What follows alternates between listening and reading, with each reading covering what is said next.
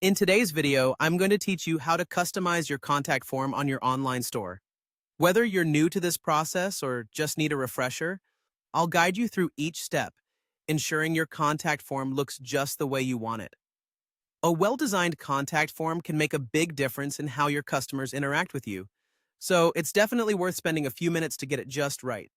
First, what we need to do is head straight to the theme section of your online store. This is where you'll have access to all the visual aspects of your store, allowing you to tweak and customize to your heart's content.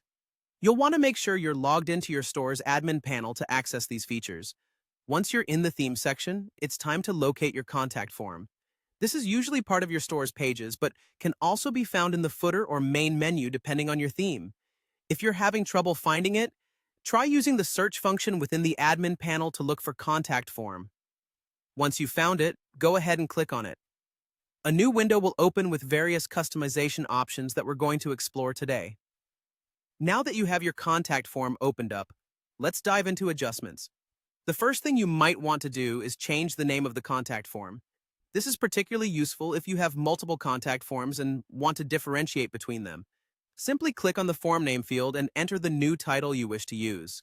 Next up is adjusting the size of the form. Depending on the design of your website and how much information you want to gather, you might need a bigger or smaller form. Usually there's a size option where you can drag a slider or enter dimension values to achieve the desired size. Keep in mind the layout of your page so you can ensure that the contact form fits comfortably within it. Color is another key component you can customize. The color of your contact form should complement your store's overall color scheme. Typically, you'll find options to change the background and text color. Choose colors that not only look appealing, but are also easy to read for users. Remember, maintaining good contrast is critical for accessibility. Finally, let's discuss padding.